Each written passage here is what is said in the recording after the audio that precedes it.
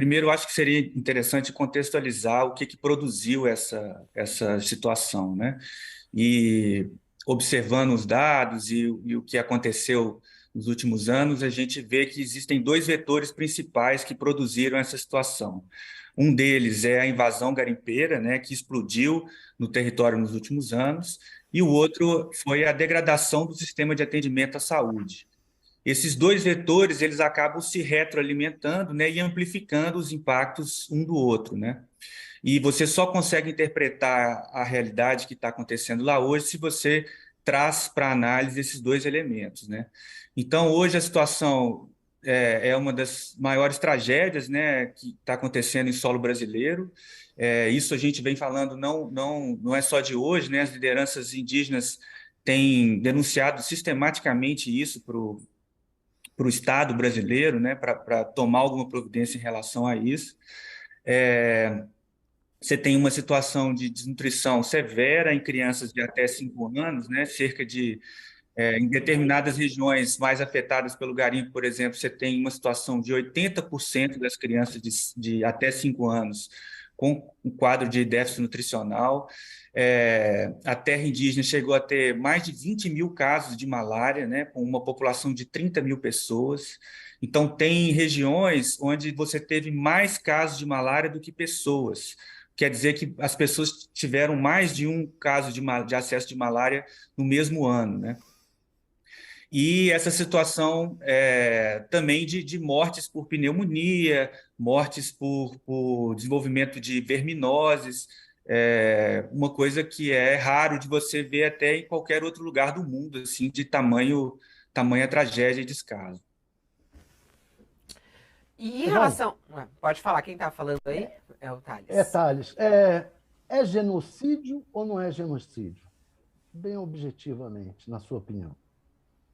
Bom, eu acho assim que isso quem deve dizer é a justiça brasileira, né, que deve ter um esforço para poder produzir isso, mas na minha opinião, de quem tem acompanhado, né, na minha opinião pessoal, é sim uma forma de genocídio, né, e que deveria ter um inquérito policial para poder investigar essa situação da maneira mais séria possível, né? Aliás, Otávio, você fez essa Estevão, pergunta ao Estevam, só para trazer, só para complementar aqui, o Marilis, desculpe, mas o Chico Alves claro. entrevistou a ex-juíza do Tribunal Penal Internacional, que é a desembargadora Sylvie Steiner, e segundo ela, a experiência inclusive que ela tem sobre o direito internacional, né, sobre o Tribunal de Haia, é que sim, a desembargadora, ela acredita que há sim indícios de genocídio. Do ponto de vista do sucesso da ação penal, se pode ir tanto pela acusação de extermínio, que é um crime contra a humanidade, quanto pela de genocídio, foi o que ele explicou ao Chico Alves. Com as novas informações, os indícios de genocídio agora estão mais fortes do que antes, foi o que disse a juíza Steiner sobre essas acusações de Bolsonaro, e como a gente já até trouxe mais cedo, isso com Jamil Chad, não é uma nem duas, são várias acusações que acontecem em esfera e em instituições internacionais de genocídio contra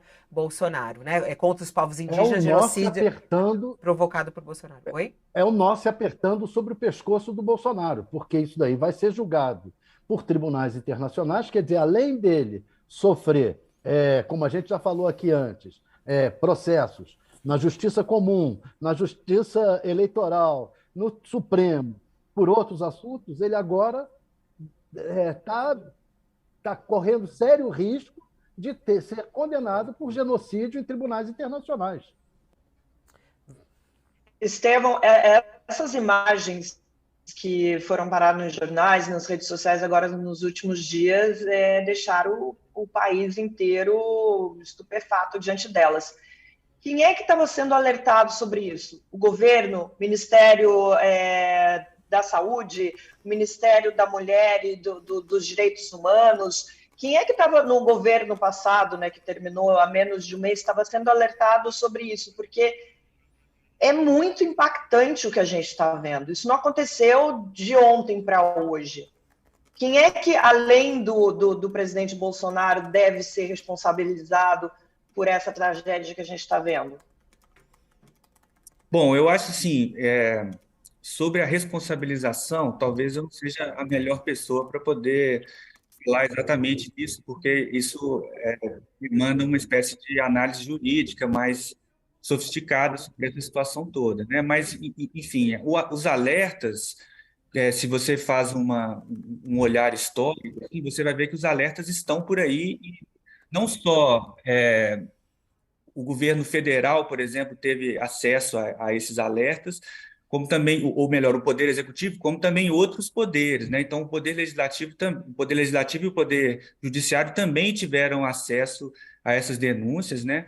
É, durante a pandemia da Covid, a Articulação de Povos Indígenas do Brasil entrou com um pedido junto ao STF para poder proteger as terras indígenas da pandemia, né? Então, foi criada a DPF 709, então a Suprema Corte também tinha consciência disso e exigiu que o governo tomasse medidas para poder proteger os povos indígenas diante desse cenário de pandemia, porque já era previsível assim que isso poderia ter repercussões importantes na saúde e na qualidade de vida desses povos, né?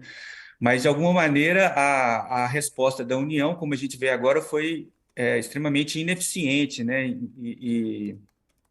Para poder fazer e não cumpriu aquilo que a justiça determinou em várias outras instâncias, né?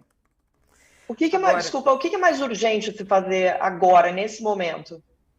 Bom, eu acho que o indicativo que está sendo feito pelo novo governo, ele, na minha opinião, está indo no caminho certo de instalar uma situação de emergência, né, com uma sala de situação que vai tentar articular todos os esforços voltados a esse território, né? Então, é, quem tem fome tem pressa, então essas pessoas precisam ter acesso à alimentação o mais rápido possível, mas é importante que o tratamento de dizer que o tratamento de pessoas que às vezes estão num processo de desnutrição grave, não basta você simplesmente enviar a cesta básica, porque a pessoa não consegue mais se alimentar de uma comida regular, então ela vai precisar de ter acesso a outros tipos de suplementos alimentares, né? Então é também importante uma força-tarefa é, de médicos, né, para poder fazer aquilo que é o básico que deveria ter sido feito e para que foi desenhado o sistema de atendimento à saúde, né, que é garantir a cobertura vacinal,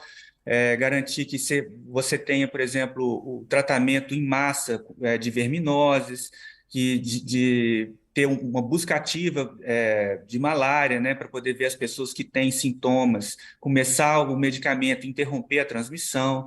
Então, é preciso uma força-tarefa para poder estar atuando no território de maneira vigorosa e que consiga articular todas essas demandas.